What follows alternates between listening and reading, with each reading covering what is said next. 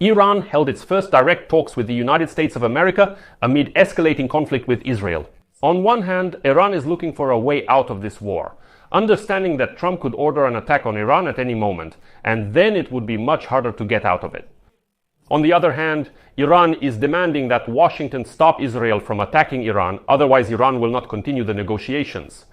However, this is merely a public facade. Because Iran itself sought meetings with the Americans and Europeans, realizing how disastrous this war is for Ayatollah Ali Khamenei's regime. Oh, right. Iran will meet with the Europeans at negotiations this Friday, but Russia and China remain left out of resolving this conflict. I'm Alexei Pechi, and today is June 19th. Now, let's review everything step by step. But before we start, I ask you to subscribe to this channel, give it a like, leave any comment, and be sure to subscribe to my channel, Pechi News. The link to it is in the description of this video. So, as Segodnya reports, citing European, American, and also Iranian diplomats, the United States Special Envoy Steve Witkoff and the Iranian Foreign Minister Abbas Araghchi have spoken several times by phone. Since Israel began striking Iran last week, they have been trying to find a diplomatic solution to the crisis. According to diplomats who asked not to be named due to the sensitivity of the issue, Araghchi stated that Tehran would not return to negotiations unless Israel stops the attacks that began on June 13th. According to them, the talks included a brief discussion of the United States proposal delivered to Iran at the end of May, which aims to create a regional consortium for uranium enrichment outside of Iran. Tehran has so far rejected this proposal, but Tehran does not have many options left at this point. And after United States President Donald Trump called for Iran's unconditional surrender, the Supreme Leader of the Islamic Republic, Ayatollah Ali Khamenei, issued threats against Washington. And I will quote him further: "Any military intervention against Iran will undoubtedly cause them irreparable damage." Then Khamenei rejected Trump's demands and emphasized that you cannot speak to the people of Iran in the language of threats. At the same time, Iranians, quote, "are determined and will resist an imposed war just as they would an imposed peace." But there's an interesting nuance here. The thing is, Iranian state television channels that broadcast this address by Khamenei for some reason didn't show him, and his voice wasn't even heard.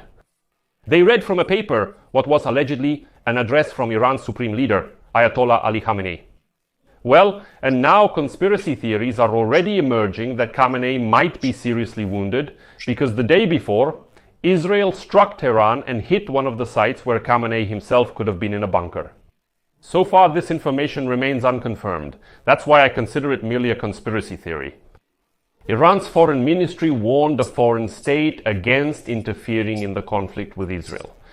Direct military intervention by a third country could lead to a large-scale war that would engulf the entire region and even go beyond it, said the Iranian official Ismail Baghai.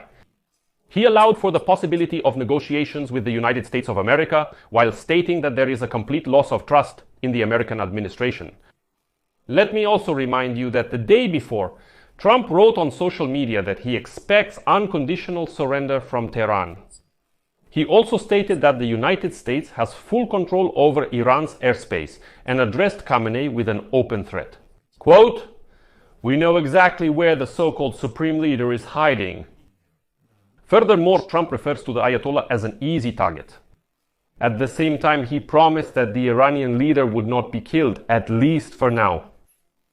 And so when Khamenei responded by refusing to surrender, Trump commented to journalists on the statement of Iran's supreme leader and said quite succinctly, "I wish him luck."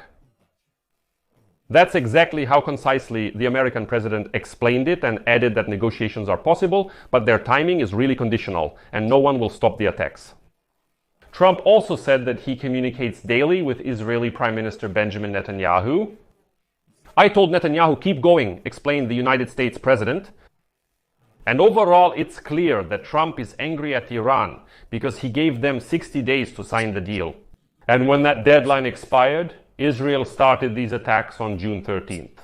By the way, this is an answer to all the critics who say, how could this happen? Israel allegedly disrupted negotiations with the Iranians by intervening and starting attacks, causing the talks to be disrupted. No, it was actually the Iranians who disrupted them. When, after 60 days, Iran not only didn't sign the deal, but also said that they completely reject the American proposal. And here is their proposal, which stated that Iran retains the right to enrich uranium, develop its nuclear program, and the Americans must lift absolutely all sanctions. The Americans disagreed with this. And now here we are. These phone talks between Witkoff and Araghchi this week were the most substantial direct contact since the two began negotiations in April. In those cases in Oman and Italy, Witkoff and Araghchi exchanged only brief phrases when they ran into each other after holding indirect talks. And now a regional diplomat close to Tehran reported that Araghchi told Witkoff that Tehran could show flexibility on the nuclear issue if Washington pressured Israel to stop the war. Well, let me put it in plain language. Iran is ready to make concessions because it fully realizes that Israel and the United States could simply destroy Iran's nuclear facilities. Tehran can no longer threaten the entire region, and their situation will only worsen from here. A European diplomat reported the following. Araghchi told Witkoff that Iran is ready to return to nuclear negotiations, but will not be able to do so if Israel continues its bombings. Let me remind you that the Americans have been negotiating with Iran since Joe Biden entered the White House in 2021. Since then, these negotiations have been ongoing. Each time they are postponed, the agreement is about to be signed, and the Iranians come up with a new reason. Biden spent his entire presidency negotiating with Iran about the nuclear deal. This should not have been done for various reasons. He didn't sign it, came back, Donald Trump started negotiations again. It was almost signed, and once again the deal fell through. Now he's saying, please convince Israel to stop the war, and we'll continue negotiations with you. We all already understand perfectly well what they will lead to. Well, except for brief meetings after 5 rounds of indirect talks since April to discuss Iran's years-long nuclear dispute, Araghchi and Witkoff had not previously maintained direct contact. But the day before, they did make direct contact. A second regional diplomat who spoke with said that the first call was initiated by Washington, which also put forward a new proposal to overcome the deadlock caused by the mismatch of red lines in the negotiations. After that, it was Tehran that started initiating calls to Washington. United States President Donald Trump wants Tehran to stop enriching uranium on its territory. Meanwhile, Iran's Supreme Leader Ayatollah Ali Khamenei stated that Tehran's right to enrichment is not up for discussion. But if Iran is so righteous and not seeking to develop nuclear weapons, why does Iran need uranium enrichment at all? For a peaceful nuclear program, low-level enrichment is sufficient. 5% at most, 3 to 5% is exactly the uranium needed for nuclear fuel for reactors. But Iran enriches it up to 60%. Weapons-grade uranium is enriched to 90%. Trump is currently playing a delicate game of nerves. Trump is keeping his cards close to his chest when it comes to whether he will order American troops to join the Israeli bombings, which he says are aimed at destroying Iran's nuclear program and ballistic capabilities. But Trump gave a glimmer of hope that diplomacy might resume, saying that Iranian officials would like to come to Washington for a meeting. By the way, earlier this week he even pushed back against French President Emmanuel Macron when the French leader said that Trump allegedly told leaders at the summit in Canada that the United States had made a ceasefire proposal and then initiated broader discussions. Trump, however, said that he does not want any ceasefire between Israel and Iran. He wants either the destruction of Iran's nuclear program and Iran's surrender, or substantive negotiations with Tehran on United States terms. But that's not all. In the United Kingdom, France, and Germany, known as the E3 and participants in the 2015 nuclear program agreement between world powers and Iran, held a ministerial phone call with Araghchi himself on Sunday.